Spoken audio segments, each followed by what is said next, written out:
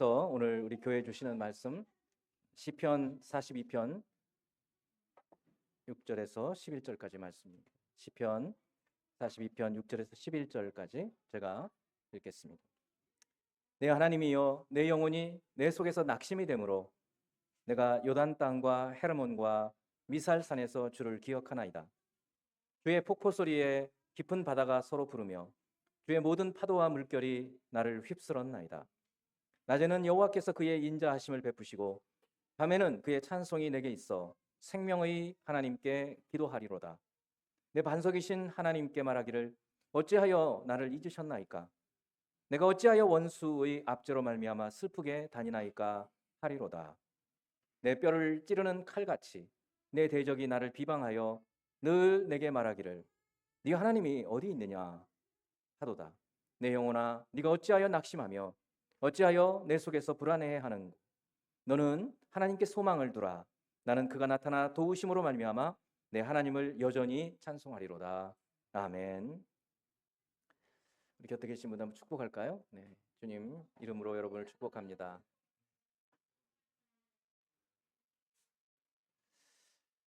또다시 중동에서 전쟁의 소문이 들립니다. 이 전쟁의 여파가 어디까지 미칠지 참으로 불안합니다. 정말 세상은 한시도 평안한 날이 없네요.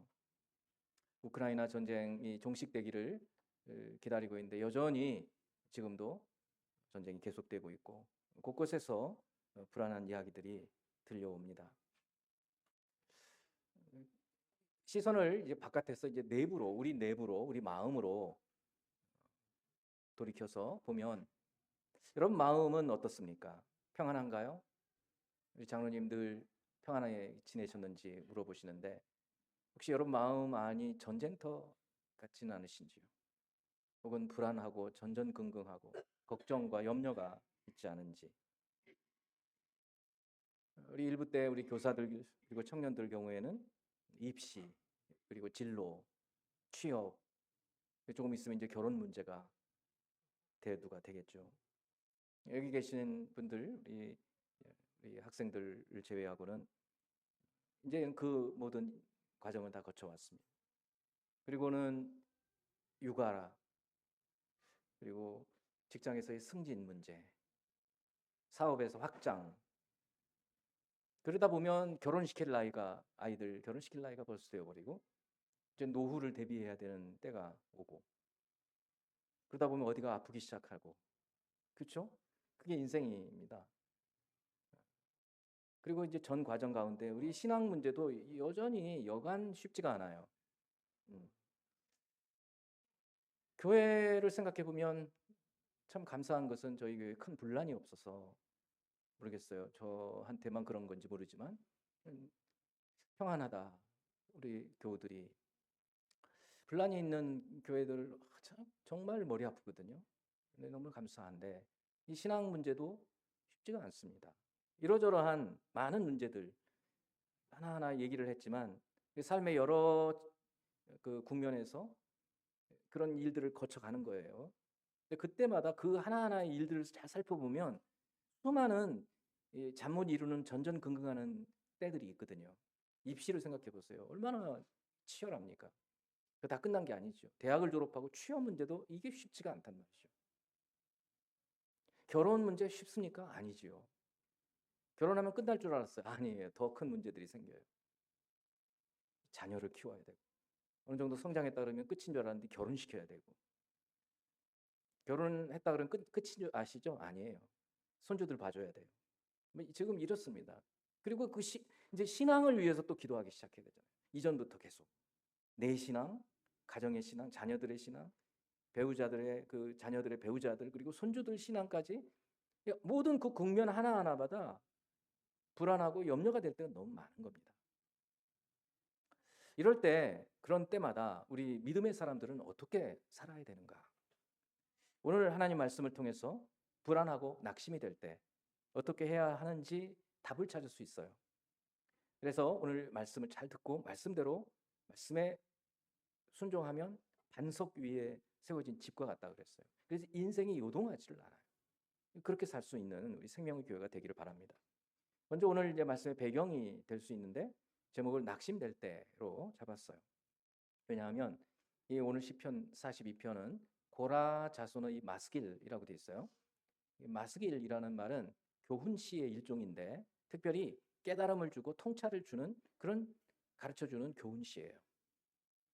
간단히 말해서 깨달음과 통찰을 주는 시, 이게 마스길. 고라 자손 이름은 누군지 모르겠어요. 근데 이분이 굉장히 낙심이 되고 불안하고 눈물을 많이 흘리는 그런 사람이에요. 1절에서 5절까지는 몇 년 전에 제가 설교를 한 게 있어요. 그래서 우리 교회 유튜브에 보면 있습니다. 제가 공유를 하나 해드릴게요. 이 전반부의 내용으로 그냥 잠깐 짧게 훑어보고 오늘 마지막 후반부 6절에서 11절을 볼 것입니다. 1절을 보니 하나님이여 사슴이 시냇물을 찾기에 갈급함 같이 내 영혼이 주를 찾기에 갈급하나이다. 많이 들어보셨죠? 우리가 즐겨 부르는 찬양이 있죠. 목마른 사슴 시냇물을 찾아 헤매이듯이 내 영혼 주를 찾기에 갈급하니이다. 예배 마치고 기도하기 전에 한번 찬양을 같이 해볼 텐데 바로 이 가사, 오늘 이 시편 이것을 가사로 해서 만들어진 찬양이죠. 내 영혼이 하나님 곧 살아계시는 하나님을 갈망하나니 내가 어느 때에 나아가서 하나님의 얼굴을 배울까. 자, 이 고라자손 이 믿음의 사람은 이런 자기가 처해 있는 불안하고 지금 낙심이 되는 그런 상황 속에서 하나님을 간절히 찾고 있어요. 그런데 내가 어느 때에 나아가서 하나님의 얼굴을 배울까 이 말을 보니까 이 성전에 이분이 나가지를 못하는 거예요. 그리고 이제 후반부에 보면 이분이 저 요단 북쪽에 요단강 상류 쪽 헤르몬산, 미살산 이쪽에서 기도하고 있는 것을 볼 때 무슨 이유인지 모르겠는데 하나님의 성전이 있는 예루살렘으로 아주 멀리 떨어져 있는 상태에서 살고 있는 거예요. 이유는 알 수 없어요. 그러나 아까 말씀했던 것처럼 우리도 당하는 어느 때 그럴 때 있잖아요.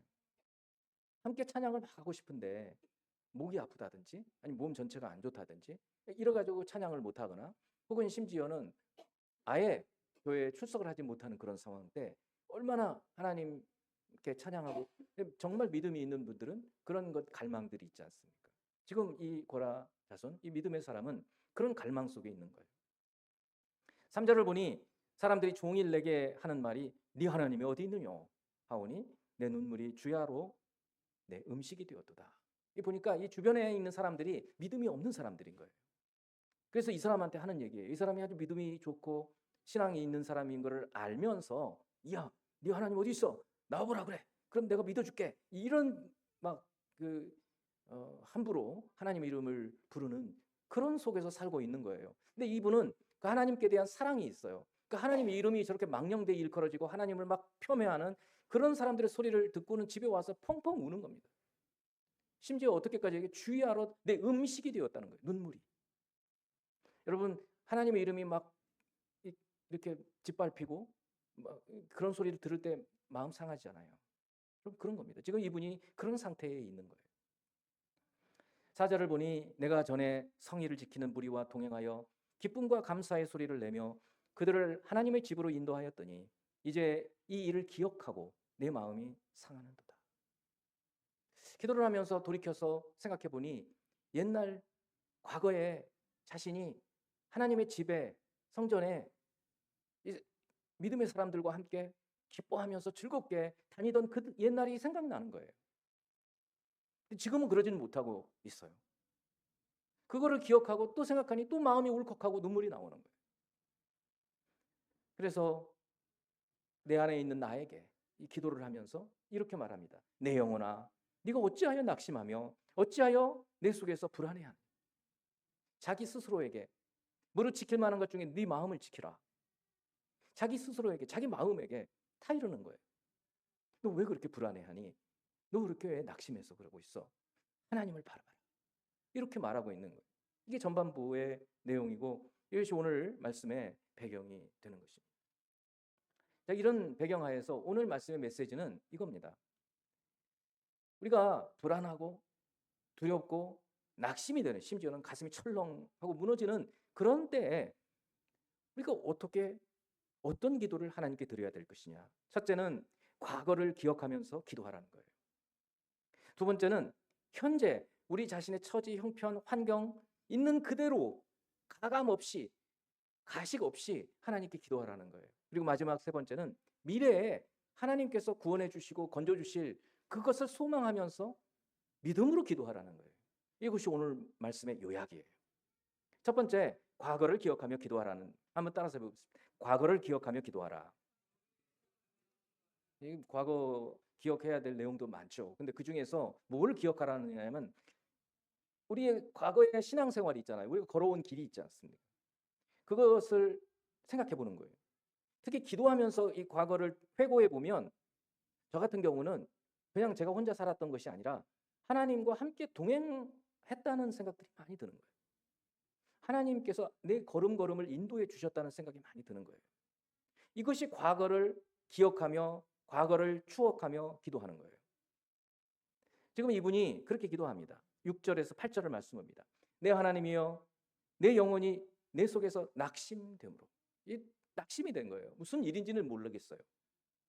자녀의 문제가 생겼다든지 아니면 주변에 있는 막 사람들이 너무나 치열하게 자기가 이 거룩한 신앙생활을 하는 것을 못하게 막 만드는 그런 거인지 알지는 못하겠어요. 하여튼 그런데 그냥 그런 소리를 들어서 마음이 턱 무너지는 그때에 내가 요단 땅과 헤르몬과 미살산에서 주를 기억하나이다. 이 주를 기억한다 그러죠. 뭘 기억이라는 것은 과거의 일을 기억하는 거거든요. 그러니까 이분은 지금 성소에서 굉장히 멀리 떨어져 있어요. 예루살렘으로부터 멀리 떨어져서 요단강 상류 쪽에 헤르몬산이 있고 그 아래에 조그마한 미살산이 있는 그 요단 땅에서 주님을 기억한다는 거예요. 거기서 기도하고 있는 거예요. 이전에 주님께서 행하셨던 일들 이거를 추억하는 거예요. 주의 폭포 소리에 깊은 바다가 서로 부르며 주의 모든 파도와 물결이 나를 휩쓸었나이다. 여기 보면 그냥 폭포 소리가 아니고 주의 폭포 소리, 파도가 아니고 주의 파도라고 얘기를 하고 있어요. 그러니까 거기 저 요단강 상류 쪽에 텔단이라는 그런 지역에 가면 요즘에도 아주 물이 뭐 콸콸 쏟아지고 그러는데 거기서 막 물이 쏟아지는 그 소리, 마음이 평안할 때는 그게 음악 소리 같고 좋은 소리처럼 들릴 거예요. 근데 마음이 불안하고 근심이 되면 그게 막 천둥 소리 같고 하나님의 심판하는 소리 같고 그런 주의 폭포 소리, 주의 파도 소리가 내 마음을 더 불안하게 만들고 그렇다는 거예요. 낮에는 여호와께서 그의 인자하심을 베푸시고 밤에는 그의 찬송이 내게 있어 생명의 하나님께 기도하리로다. 그런 상황 속에서 이분이 기도하고 있는 거예요. 기도하는데 뭐를 기도하느냐면 하나님께서 이전에 행해 주셨던 것들을 추억하며 기억하며 기도하는 거예요. 시편 77편 1절을 보면 곧 여호와의 일들을 기억하며 됐어요. 주께서 옛적에 행하신 기이한 일을 기억하리로다. 여러분들 기도하실 때 그냥 지금 내 필요들만을 위해서 기도할 때도 있지만 좀 여유를 갖고 기도하다 보면 이전부터 지금까지 하나님의 선하신 인도하심, 구원하심, 도와주심, 공급하심 이런 것들이 기억나실 거예요. 저는 요즘 금요 기도회 때 우리가 줌으로 기도하지 않습니까? 할 때 이상하게도 우리 교회가 처음 세워질 때부터 지금까지 하나님이 어떻게 인도해 오셨는가? 벌써 우리 교회가 저희 집에서부터 시작한 것 생각해 보면 26년이 되었거든요. 그 26년이라는 세월 26살 먹은 청년을 생각하면 어떻게 태어나서부터 지금까지 자라왔는가? 그 고비고비마다 하나님이 어떻게 공급하시고 어떻게 인도해 주시고 이끌어 오셨는지를 생각하게 되는 거예요. 그 생각을 하게 하시는 거예요. 과거를 기억하면서 추억하면서 기도하게 하시는 거예요. 여러분들도 기도하실 때 이 신앙의 연륜이 길어질수록 이 과거가 많아질수록 그 기억할 내용들이 많아지는 거죠. 그 어려운 때 눈물로 기도했는데 하나님께서 기가 막힌 방법으로 인도해 주셨어요.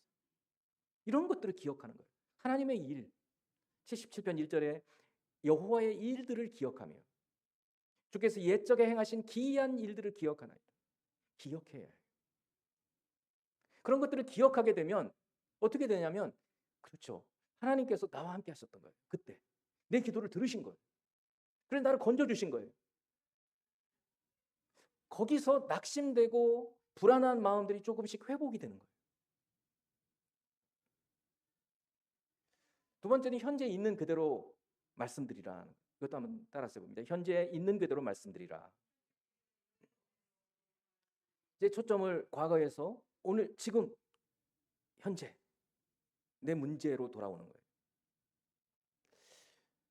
있는 그대로 말씀을 드리라는 거예요. 여러분 기도할 때 간혹 미사여구를 써서 기도하는 분들 계셔요. 물론 공기도, 대표기도 같은 경우에는 이렇게 기도를 다 할 수는 없어요. 그렇게 기도하면 좀 이상하게 들려요. 어떤 분들이 자기의 내용을 가지고 공기도를 하면 좀 이상하죠. 그거는 개인 기도 때 하는 거고. 그런데 개인 기도할 때 공기도처럼 거룩한 말을 쓰고 그렇게 기도할 필요가 없어요. 있는 모습 그대로 기도하라는 거예요. 가식, 외식 이런 거 다 떨쳐버리고 내 마음 그대로, 내 처지 그대로를 하나님께 기도하라는 거예요. 오늘 본문의 9절 10절 말씀을 보면 내 반석이신 하나님께 말하기를 어찌하여 나를 잊으셨나이까? 이분 보세요. 기도하는데 이렇게 기도하는 거예요. 하나님, 날 잊으셨어요? 왜 이렇게 기도하겠어요?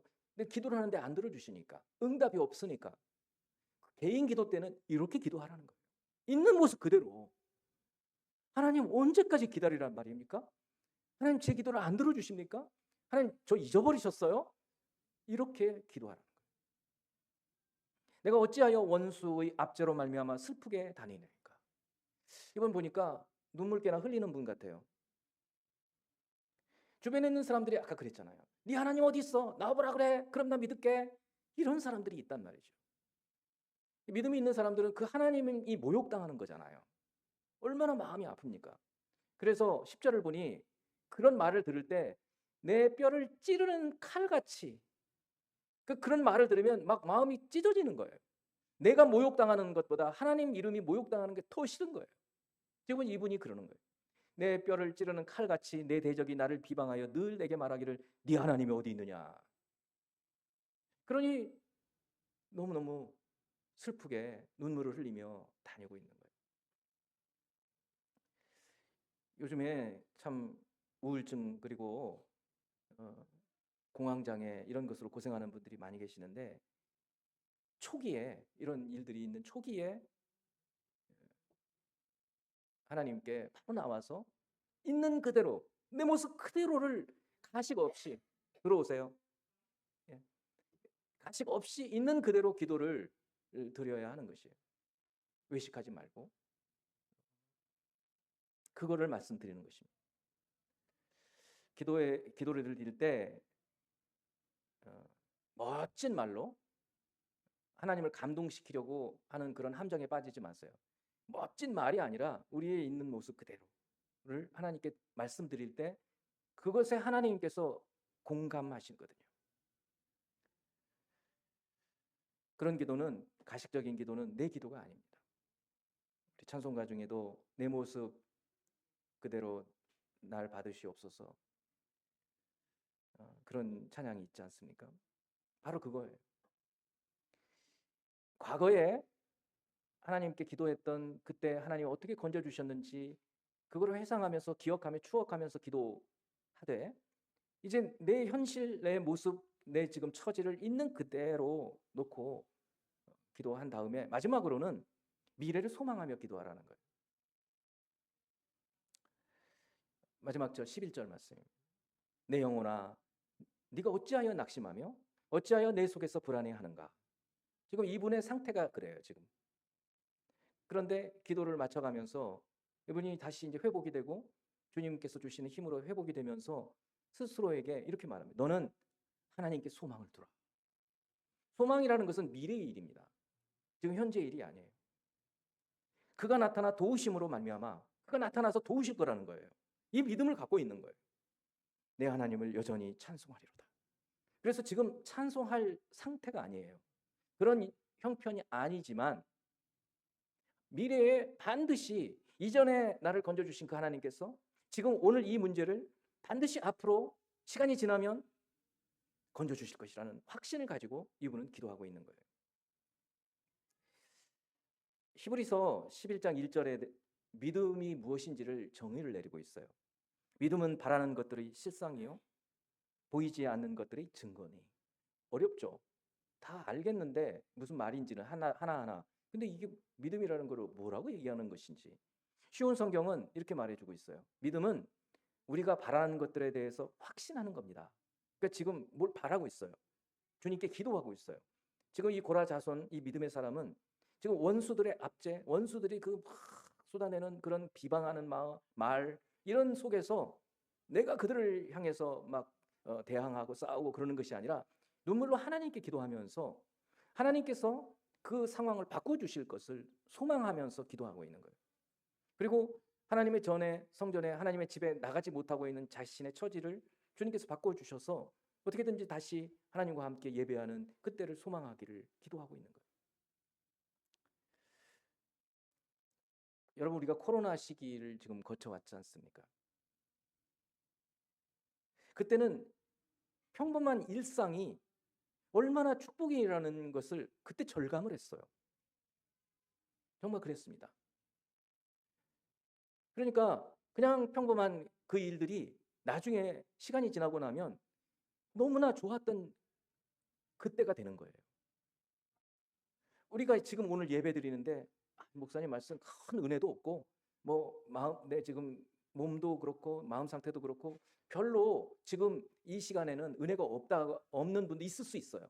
근데 여러분, 이 시간이 지나서 5년쯤 10년쯤 지난 후에 여러분들이 굉장히 어려운 상황에 처했어요. 지금 이 고라자손처럼 예배당에 나가서 예배도 못 드리는, 몸이 아프든지 어떤 그런 상황들이 생길 수 있단 말이죠. 그럴 때 너무나 마음이 아파서 이제 그곳에서 기도를 하는 거죠. 그리고는 옛날을 생각해 보는 거예요. 그때 그랬지. 교인들이 많지는 않았으나 그래서 사랑이 있었고 뜨거움이 있었지. 이런 것들을 추억하면서 기도하게 되는 거예요.